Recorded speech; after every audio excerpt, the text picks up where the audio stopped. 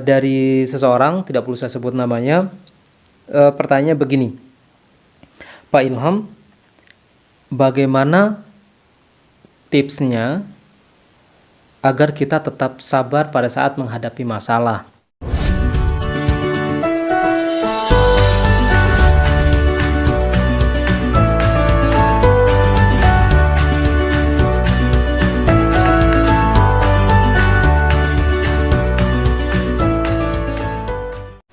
Assalamualaikum warahmatullahi wabarakatuh. Salam dahsyat luar biasa, sahabat-sahabat sekalian. Pada video kali ini saya ingin merespon salah satu pertanyaan yang masuk ke WA saya dari seseorang, tidak perlu saya sebut namanya. Pertanyaannya begini, Pak Ilham, bagaimana tipsnya agar kita tetap sabar pada saat menghadapi masalah? Dan kalau masalahnya itu belum sampai ketemu solusinya, kira-kira apa yang harus kita lakukan? Baik, sahabat-sahabat sekalian, ini adalah pertanyaan yang menarik, karena kita semua tanpa terkecuali itu akan berhadapan dengan banyak masalah dalam kehidupan sehari-hari. Ada masalah yang kita buat, ada yang masalah yang tidak kita buat tapi berimbas kepada kita. Ada masalah yang kita tidak tahu sama sekali tetapi justru signifikan impact-nya kepada kita semua. Nah, apa yang harus kita lakukan, sahabat-sahabat sekalian? Yang pertama, kita harus pahami bahwa masalah itu jangan disalahartikan sebagai kesulitan dalam hidup. Karena begini, dari katanya saja masalah itu sudah bermakna positif. Masalah itu adalah kata serapan dari bahasa Arab yang kata dasarnya adalah sa'ala. Sa'ala yas'alu sa'lan wa mas'alan. Artinya apa? Sa'ala di sini berarti bertanya. Jadi masalah adalah pertanyaan. Nah, sahabat-sahabat, siapakah yang memberi pertanyaan itu? Yang memberi pertanyaan dalam kehidupan kita sehari-hari tentu saja Allah Subhanahu wa Ta'ala. Mengapa kita diberi pertanyaan, diberi masalah? Karena dengan cara itulah Allah ingin menguji sejauh mana kemampuan kita bertahan, bersabar, dan tabah ketika dihadapkan dengan tantangan hidup.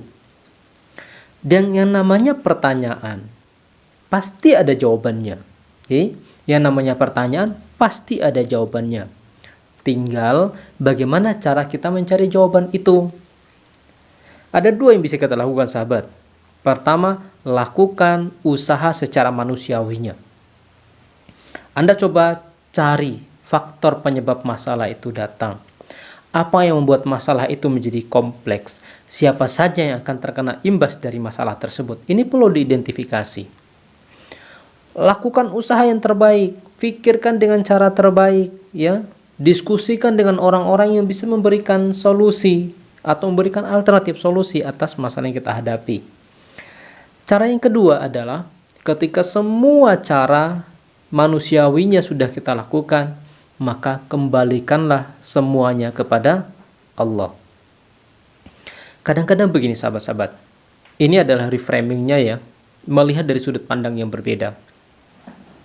Ketika Allah memberi kita ke masalah yang sangat sulit, tantangan hidup yang begitu berat, bisa jadi itu adalah cara Allah untuk memanggil kita untuk kembali kepadanya. Dimana mungkin dalam kehidupan sehari-hari kita terlalu sombong, ya, terlalu congkak dengan segala yang ada dalam diri kita, baik kepintaran kita, harta kita, status sosial kita, dan lain sebagainya. Maka kadang-kadang Allah akan memberikan pertanyaan, memberikan masalah supaya kita selalu ingat bahwa ada yang lebih besar dari itu semua. Ada yang maha besar dari semua yang ada, yaitu Allah Subhanahu wa Ta'ala. Jadi, sahabat-sahabat sekalian, ketika Anda mendapatkan masalah yang begitu sulitnya, Anda sudah berpikir bahkan sampai pusing saya tapi gak ketemu solusinya, cepat-cepat kembali kepada Allah dan minta petunjuk kepada Allah Subhanahu wa Ta'ala. Bukankah pada setiap hari pada saat kita sholat, kita selalu meminta kepada Allah, ihdinas siratal mustaqim. Nah, siratal mustaqim ini bisa jadi juga adalah solusi dari pertanyaan-pertanyaan dalam kehidupan kita. Yang kedua, sahabat-sahabat, bagaimana kalau kemudian kita sudah berusaha tapi ternyata solusinya belum dapat? Nah, bagaimana supaya kita tetap tabah dan bersabar dalam menghadapi masalah? Sahabat-sahabat sekalian, sebagai seorang mukmin, kita harus percaya betul, yakin betul bahwa setiap yang terjadi dalam kehidupan kita itu sudah pasti terjadi atas izin Allah Subhanahu wa taala. Nah, kembali lagi kepada bagaimana memberikan makna yang berbeda dari setiap masalah tersebut. Maka cara kita memberi makna terhadap masalah-masalah itu akan sangat menentukan bagaimana tabah dan sabarnya kita. Bayangkan begini sahabat-sahabat. Misalkan begini.